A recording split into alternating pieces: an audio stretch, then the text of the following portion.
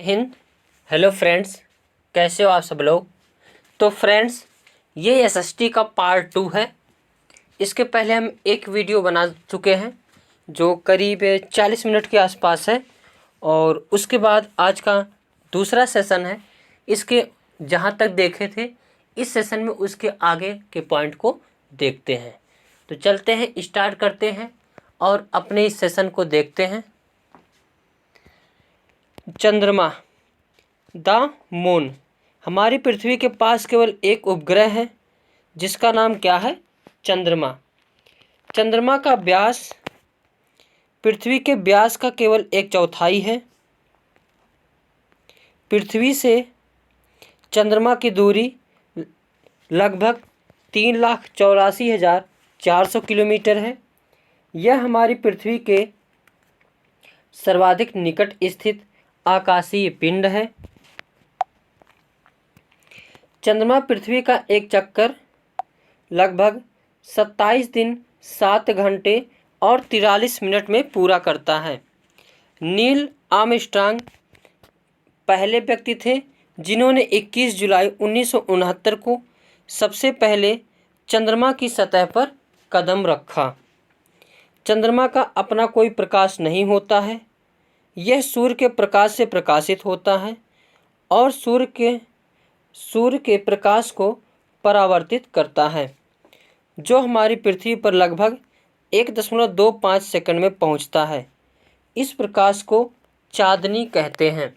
तो दिन में, रात में जो चांदनी भरी रातें होती हैं, जितना मस्त चंद्रमा का प्रकाश पृथ्वी पर आता है, उतनी चांदनी भरी जो है रातें होती हैं। आगे देखते हैं। क्षुद्र ग्रह, एस्टेरॉयड्स। तारों, ग्रहों एवं उपग्रहों के अतिरिक्त असंख्य छोटे पिंड भी सूर्य के चारों ओर चक्कर लगाते हैं। इन पिंडों को क्षुद्र ग्रह कहते हैं। ये मंगल एवं बृहस्पति की कक्षाओं के बीच में पाए जाते हैं।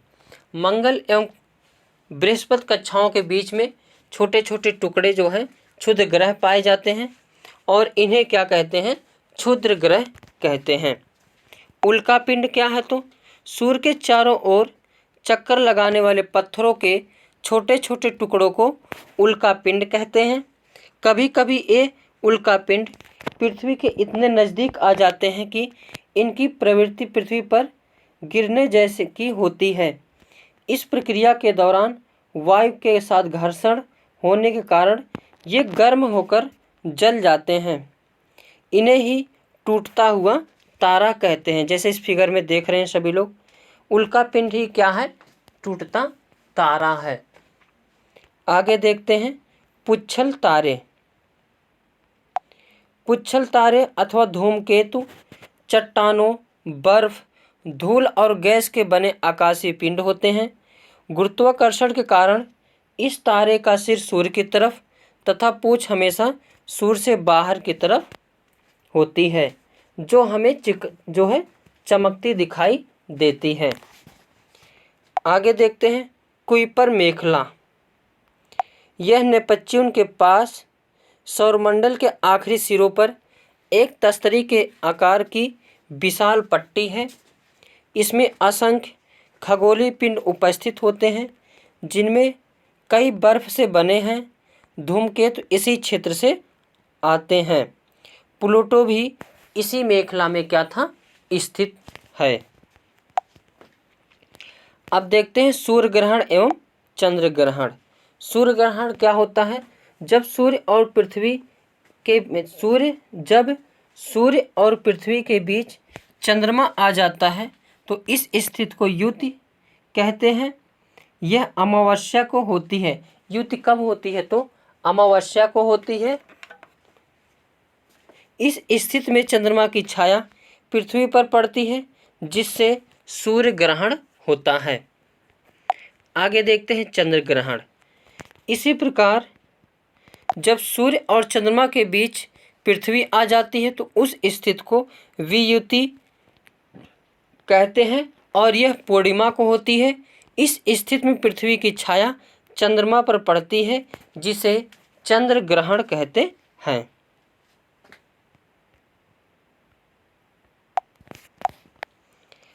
आगे देखते हैं ग्लोब।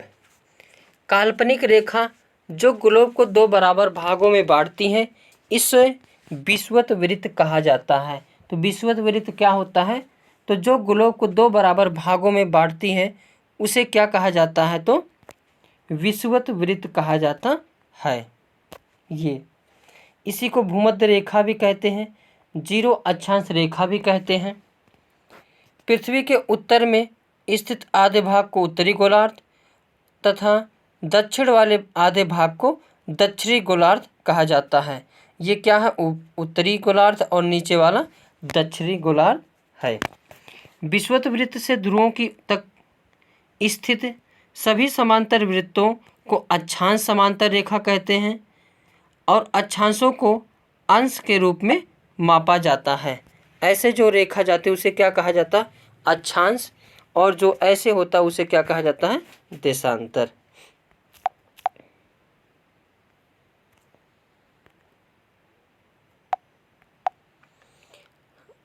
आगे देखते हैं उत्तरी गोलार्ध में कर्क रेखा की स्थिति कहाँ है? तो 23.5 अंश उत्तरी गोलार्ध में और दक्षिणी गोलार्ध में मकर रेखा है 23.5 अंश दक्षिणी गोलार्ध में। विषुवत वृत्त के 66.5 अंश उत्तर में उत्तर ध्रुव वृत्त कहते हैं और विषुवत वृत्त के 66.5 अंश दक्षिण में दक्षिण ध्रुव वृत्त कहते हैं। पृथ्वी के ताप कटिबंध। कर्क रेखा एवं मकर रेखा के बीच सभी अक्षांशों पर सूर्य वर्ष में एक बार दोपहर में सिर के ऊपर होता है, इसलिए इस क्षेत्र में सबसे अधिक ऊष्मा प्राप्त होती है तथा इसे उष्णकटिबंध कहा जाता है। कर्क रेखा तथा मकर रेखा के बाद किसी भी अक्षांश पर सूर्य का दोपहर का सूर्य कभी भी सिर के ऊपर नहीं होता है। सूर्य ध्रुव की तरफ सूर्य की किरणें तिरछी होती हैं।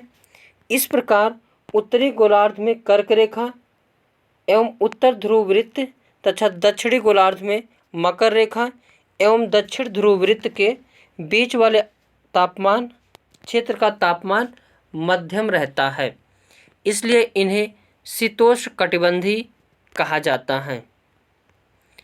उत्तरी गोलार्ध में उत्तर ध्रुव वृत्त एवं दक्षिणी ध्रुव वृत्त, दक्षिणी गोलार्ध में दक्षिण ध्रुव वृत्त एवं दक्षिण ध्रुव के बीच के क्षेत्र में बहुत ठंड होती है, क्योंकि यहाँ सूर्य क्षितिज से ज़्यादा ऊपर नहीं आ पाता, इसलिए ये शीत कटिबंध कहलाते हैं। टोंगा द्वीप क्या है? तो टोंगा द्वीप एवं हिंद महासागर में स्थित मॉरिशस द्वीप एक ही अक्षांश यानी 20 डिग्री सेल्सियस दक्षिण पर स्थित है। ये भी प्रश्न पूछा जाता है। तो टोंगा द्वीप एवं हिंद महासागर में स्थित मॉरिशस द्वीप कितने अक्षांश पर है? तो दोनों 20 ही अक्षांश पर है।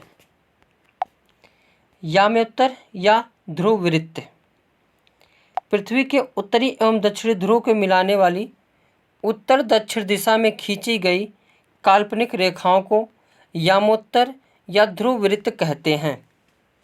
लंदन के निकट स्थित ग्रीनविच से जाने वाली यामोत्तर प्रधान यामोत्तर माना गया है। ये वाली जो रेखा इसे क्या माना गया है?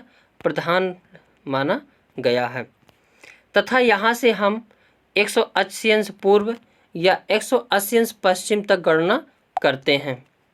प्रमुख यामोत्तर तथा 180 अंश यामोत्तर मिलकर पृथ्वी को दो भागों पूर्वी गोलार्ध एवं पश्चिमी गोलार्ध में विभक्त करती है। आगे देखते हैं देशांतर और समय यानी लैंगिट्यूड एंड टाइम। समय को मापने का सबसे अच्छा साधन पृथ्वी, चंद्रमा एवं ग्रहों की गति है। स्थानीय समय का अनुमान सूर्य के द्वारा बनने वाली परछाई से लगाया जा सकता है। पृथ्वी पश्चिम से पूर्व की ओर चक्कर लगाती है। अतः वे स्थान जो ग्रीनविच के पूर्व में है उनका समय ग्रीनविच समय से आगे होगा, तथा जो पश्चिम में है उनका समय ग्रीनविच से पीछे होगा। पृथ्वी लगभग 24 घंटे में अपने अक्ष पर 360 अंश घूम जाती है, अर्थात 1 घंटे में 15 अंश एवं 4 मिनट में 1 अंश घूमती है।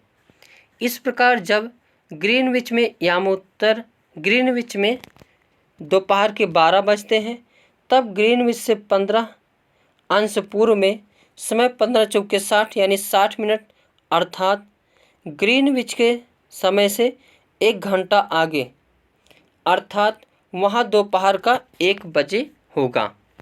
लेकिन ग्रीनविच से 15 अंश पश्चिम का समय ग्रीनविच समय से 1 घंटा पीछे यानी सुबह के 11 बजे होंगे। इसी प्रकार जब ग्रीनविच पर दोपहर के 12 बजे होंगे, उस समय 180 अंश पर मध्य रात्रि होगी। किसी भी स्थान पर जब सूर्य आकाश में अपने उच्चतम बिंदु पर होता है दोपहर में, उस समय घड़ी में दिन के 12 बजते हैं। इस प्रकार घड़ी के द्वारा दिखाया गया समय उस स्थान का स्थानीय समय होगा। भारत ग्रीनविच के पूर्व 82.5 अंश पूर्व में स्थित है तथा यहाँ का समय ग्रीनविच से 5.5 घंटा आगे है। इसलिए जब लंदन में दोपहर के 2 बजे होंगे तब भारत में शाम 7:30 बजे होंगे। लंदन में दोपहरिया रहती है और यहाँ पे क्या रहता है तो रात होने वाली रहती है। आगे देखते हैं मोशंस ऑफ द अर्थ यानी पृथ्वी की गतियाँ। पृथ्वी का अपने अक्ष पर घूमना घूर्णन कहलाता है एवं सूर्य के चारों ओर एक स्थिर कक्ष में पृथ्वी की गति को परिक्रमण कहते हैं। यानी किसी का चक्कर लगाओ तो परिक्रमण होता है और अपने पे गोल गोल नाचो तो वह क्या होता है, घूर्णन होता है। जैसे कुम्हार की जो चाक होती है वह अपने अक्ष पर ही चारों तरफ घूमती है तो इसे क्या कहते हैं, तो ये घूर्णन करती है। और जब वही कोई किसी के चारों तरफ चक्कर लगाता उसे कहते हैं परिक्रमण। जो कक्षीय सतह से 62.5 अंश का कोण बनाती हैं वह समतल जो कक्ष के द्वारा बनाया जाता है उसे कक्षीय समतल कहते हैं। ग्लोब पर वह वृत्त जो दिन तथा रात को विभाजित करता है उसे प्रदीप्त वृत्त कहते हैं। पृथ्वी 1 वर्ष या 365 दिन 6 घंटे में सूर्य का एक चक्कर लगाती है। हम लोग 1 वर्ष यानी 365 दिन मानते हैं तथा 6 घंटे को इसमें नहीं जोड़ते हैं। ये 6 घंटे 4 साल में 24 घंटे हो जाते हैं, अर्थात एक दिन, तो एक दिन फरवरी के महीने में जोड़ दिए जाते हैं, जिस कारण फरवरी के महीने में प्रत्येक चौथे वर्ष एक दिन बढ़ जाता है। वो महीना 29 दिन का हो जाता है जिसे हम लीप वर्ष कहते हैं। एक दिन जो बढ़ जाता है उसे क्या कहा जाता है, लीप वर्ष। आगे देखते हैं ऋतुओं में परिवर्तन सूर्य के चारों ओर पृथ्वी की स्थिति में परिवर्तन के कारण होता है। ये मोस्ट इम्पॉर्टेंट प्रश्न बनता है कि ऋतुओं में परिवर्तन क्यों होता है, तो सूर्य के चारों ओर पृथ्वी की स्थिति में परिवर्तन के कारण ऋतुओं में परिवर्तन होता है। 21 जून को उत्तरी गोलार्ध में सूर्य की तरफ झुका हुआ होता है। सूर्य की किरणें कर्क रेखा पर सीधी पड़ती हैं। इसके परिणाम स्वरूप इन क्षेत्रों में ऊष्मा अधिक प्राप्त होती है। 21 जून को इन क्षेत्रों में सबसे लंबा दिन तथा सबसे छोटी रात होती है। पृथ्वी की इस अवस्था को उत्तर अयनांत कहते हैं। 22 दिसंबर को दक्षिणी ध्रुव के सूर्य की ओर झुके होने के कारण मकर रेखा पर सूर्य की किरणें सीधी पड़ती हैं। उत्तरी ध्रुव रेखा के बाद आने वाले भागों पर लगभग 6 महीने तक लगातार दिन रहता है। दक्षिणी गोलार्ध में लंबे दिन तथा छोटी रातों वाली ग्रीष्म ऋतु होती है। पृथ्वी की इस अवस्था को दक्षिण अक्षांश कहा जाता है। ऑस्ट्रेलिया में ग्रीष्म ऋतु में क्रिसमस का पर्व मनाया जाता है। इम्पॉर्टेंट प्रश्न पूछा जाता है कि क्रिसमस का पर्व कहाँ पे ग्रीष्म ऋतु में मनाया जाता है, तो ऑस्ट्रेलिया में, जबकि हम लोगों के यहाँ दिसंबर में मनाया जाता है, यानी ठंडी में, शीत ऋतु में। 21 मार्च एवं 23 सितंबर को सूर्य की किरणें विषुवत वृत्त पर सीधी पड़ती हैं। इस अवस्था में कोई भी ध्रुव सूर्य की ओर नहीं झुका होता है, इसलिए पूरी पृथ्वी पर रात एवं दिन बराबर होते हैं। इसे क्या कहा जाता है, तो विषुव कहा जाता है। तो जब दिन रात पूरे पृथ्वी पर बराबर होते हैं उसे विषुव कहा जाता है। और यह कब होता है, तो 21 मार्च एवं 23 सितंबर को। आगे देखते हैं मानचित्र। पृथ्वी की सतह या इसके एक भाग को पैमाने के माध्यम से चपटी सतह पर खींचा गया चित्र है। मानचित्र कई प्रकार के होते हैं। एक होता है भौतिक मानचित्र यानी फिजिकल मैप्स। पृथ्वी की प्राकृतिक आकृतियों जैसे पर्वतों, पठारों, मैदानों, नदियों, महासागरों आदि को दर्शाने वाले मानचित्रों को भौतिक या उच्चावच मानचित्र कहा जाता है। एक मैप होता है पॉलिटिकल मैप यानी राजनीति मानचित्र। राज्यों, नगरों, शहरों तथा गांवों और विश्व के विभिन्न देशों व राज्यों व उनकी सीमाओं को दर्शाने वाले मानचित्रों को राजनीति मानचित्र कहते हैं। एक होता है थीमेटिक मानचित्र। ये क्या होते हैं, तो कुछ मानचित्र विशेष जानकारियाँ प्रदान करते हैं, जैसे सड़क मानचित्र, वर्षा मानचित्र, वन तथा उद्योगों आदि के वितरण दर्शाने वाले मानचित्र आदि। इस प्रकार के मानचित्र को थीमेटिक मानचित्र कहा जाता है। उसके बाद आगे देखते हैं दिशा। अधिकतर मानचित्रों में ऊपर दाहिनी तरफ एक तीर का निशान बना होता है, जिसके ऊपर उत्तर लिखा होता है। यह तीर का निशान उत्तर दिशा को दर्शाता है और इसे उत्तर रेखा कहा जाता है। 4 मुख्य दिशाओं उत्तर, दक्षिण, पूर्व एवं पश्चिम को प्रधान दिग्बिंदु कहते हैं। आगे देखते हैं प्रतीक। किसी भी मानचित्र पर वास्तविक आकार एवं प्रकार में विभिन्न आकृतियों जैसे भवनों, सड़कों, पुलों, वृक्षों, रेल की पटरियों या कुओं को दिखाना संभव नहीं होता है, इसलिए वे निश्चित अक्षरों, छायाओं, रंगों, चित्रों तथा रेखाओं का उपयोग करके दर्शाए जाते हैं। ये प्रतीक कम स्थान में अधिक जानकारी प्रदान करते हैं। इन प्रतीकों को रूढ़ प्रतीक कहा जाता है। रूढ़ प्रतीक क्या है, तो बड़े बड़े जो चीज़ों को दर्शाया नहीं जा सकता तो उसको किसी प्रतीक से दर्शा दिया जाता है, इसको क्या कहते हैं, तो रूढ़ प्रतीक कहते हैं। इन प्रतीकों को इस्तेमाल के द्वारा मानचित्र को आसानी से खींचा जा सकता है। एक छोटे क्षेत्र को बड़े पैमाने पर खींचा गया रेखाचित्र खाका कहा जाता है। आगे देखते हैं महाद्वीप। पृथ्वी पर 7 प्रमुख महाद्वीप हैं। ये विस्तृत जलराशि के द्वारा एक दूसरे से अलग हैं। पहला देखते हैं, जैसे यहाँ पे देख सकते हैं Asia, Europe, Africa, north America, south America, Australia और अंटार्कटिका। कितने महाद्वीप हैं, तो 7 महाद्वीप हैं। आगे देखते हैं एशिया। विश्व का सबसे बड़ा महाद्वीप कौन सा है, तो एशिया है। यह पृथ्वी के कुल क्षेत्रफल के 1/3 भाग तक फैला हुआ है। यह महाद्वीप पूर्वी गोलार्ध में स्थित है। कर्क रेखा इस महाद्वीप से होकर गुजरती है। एशिया के पश्चिम में यूराल पर्वत है, जो यूरोप से एशिया को क्या करता है, अलग करता है। यूरोप एवं एशिया के संयुक्त भूभाग को यूरेशिया कहा जाता है। ये भी प्रश्न पूछा जाता है, यूरेशिया क्या है, तो यूरोप और एशिया के जो संयुक्त भाग है उसी को यूरेशिया कहा जाता है।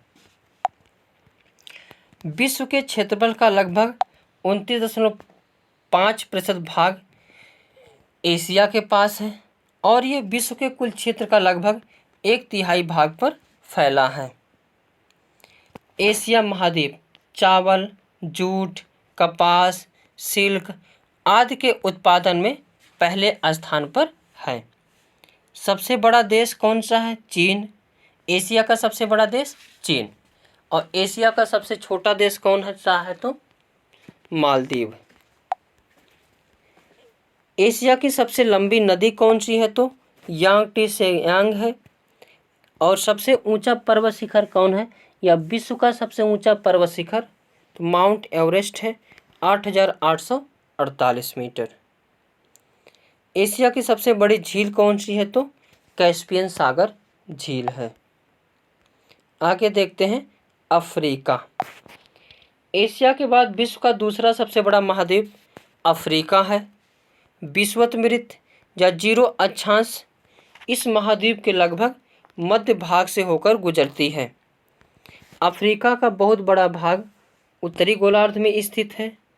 यही एक ऐसा महाद्वीप है जिससे होकर कर्क रेखा, विषुवत रेखा तथा मकर रेखा तीनों रेखाएं गुजरती हैं।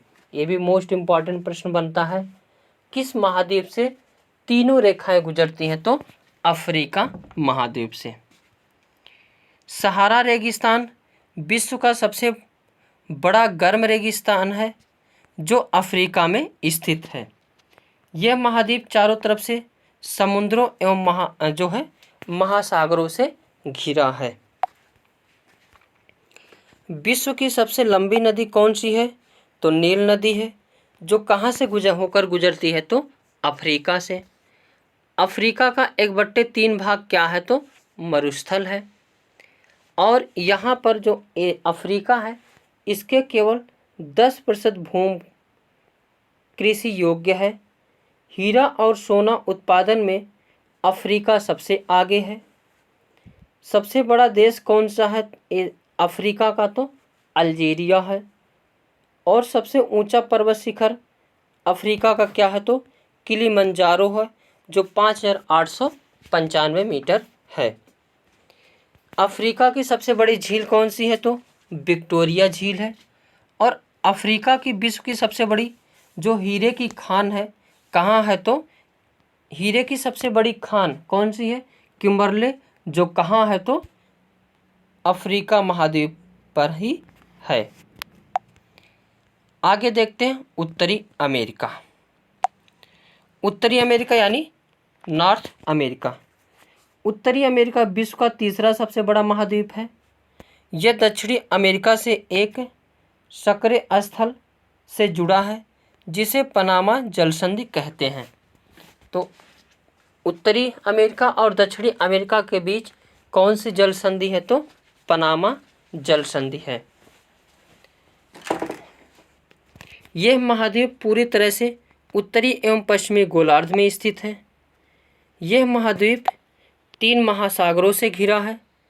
विश्व के कुल मक्का उत्पादन का आधा भाग यहीं से यानी उत्तरी अमेरिका से ही पैदा होता है। उत्तरी अमेरिका का सबसे बड़ा देश कौन सा है, तो कनाडा है। और उत्तरी अमेरिका का सबसे छोटा देश कौन सा है, तो सेंट पियरे है। उत्तरी अमेरिका की सबसे लंबी नदी कौन सी है, तो मिसिसिपी मिसौरी है। उत्तरी अमेरिका का सबसे ऊंचा पर्वत शिखर कौन सा है, तो देनाली है। और इसका पुराना नाम क्या था, तो माउंट मैकिनले था, जो 6,194 मीटर है। सबसे बड़ी झील कौन सी, सुपीरियर झील है। और विश्व की सबसे मीठे विश्व की सबसे बड़ी मीठे पानी की झील कौन सी है? सुपीरियर है, जो कहाँ है? तो उत्तरी अमेरिका में। आगे देखते हैं दक्षिणी अमेरिका। दक्षिणी अमेरिका संसार का चौथा बड़ा महाद्वीप है। इसका लगभग 2/3 भाग विषुवत रेखा के दक्षिण में उष्णकटिबंध में फैला है। दक्षिण अमेरिका का बहुत बड़ा भाग वनाच्छादित है। दक्षिण अमेरिका के सबसे बड़ा देश कौन सा है? तो ब्राज़ील है। और दक्षिण अमेरिका का सबसे छोटा देश कौन सा है? तो फॉकलैंड द्वीप है। सबसे लंबी नदी कौन सी है? तो अमेजन है। सबसे ऊंचा उत्तरी अमेरिका दोस्तों ये सभी दक्षिण अमेरिका के हैं। दक्षिण अमेरिका का सबसे ऊंचा पर्वत शिखर कौन सा है? तो आंकोगागुआ यानी आंकोगागुआ या एकांकोगुआ। अगला महाद्वीप देखते हैं अंटार्कटिका महाद्वीप। अंटार्कटिका महासागर संसार का 5वां बड़ा महाद्वीप है। अंटार्कटिका संसार का 5वां बड़ा महाद्वीप है, जो कि दक्षिणी गोलार्ध में स्थित है। दक्षिणी ध्रुव इस महाद्वीप के मध्य में स्थित है। चूँकि यह दक्षिण ध्रुव में इस क्षेत्र में स्थित है, इसलिए यह हमेशा मोटी बर्फ के परतों से ढका रहता है। यहाँ किसी भी प्रकार का अस्थायी मानव निवास नहीं करते। बहुत से देशों के शोध केंद्र यहाँ पर स्थित हैं। भारत के भी शोध संस्थान यहाँ पर हैं। इनके नाम मैत्री तथा दक्षिण गंगोत्री। ये प्रश्न भी मोस्ट इम्पॉर्टेंट पूछा जाता है कि अंटार्कटिका में भारत के कितने जो है या कौन से शोध संस्थान है? तो गंगोत्री और मैत्री। अगला है यूरोप। यूरोप महाद्वीप उत्तरी गोलार्ध का सबसे छोटा महाद्वीप है। अगर उत्तरी गोलार्ध का कहेगा तो सबसे छोटा महाद्वीप है तथा विश्व का 6वां बड़ा महाद्वीप है। इसे प्रायद्वीपों का प्रायद्वीप भी कहा जाता है या यूरेशिया का प्रायद्वीप भी कहा जाता है। अगर पुनर्जागरण कहाँ से स्टार्ट हुआ था? तो यूरोप से हुआ था। पुनर्जागरण यानी अगर भारत के लोग देखा जाए तो खाने पीने के लिए व्यवस्था करने में ही आधी ज़िंदगी ख़त्म कर देते हैं। तो यहाँ पे शोध क्या किया जाएगा? जो व्यक्ति पढ़ाई लिखा में यानी पैसे से कोई चिंता नहीं है, तो वह व्यक्ति जो है वैज्ञानिक शोध और आगे बढ़ता है। जबकि भारत में ऐसा है कि 40 साल 35 साल तो केवल 10/10 के रूम में ही गुजार दिया जाता है। उसके बाद बच्ची ज़िंदगी जो रहती है, शादी विवाह, बच्चे की लालन पालन पोषण, इसी में ज़िंदगी क्या हो जाती है? ख़त्म हो जाती है।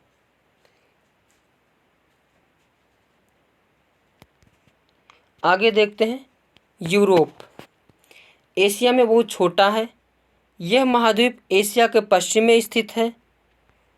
आर्कटिक वृत्त इससे होकर गुजरता है और यह 3 तरफ से जल से घिरा है।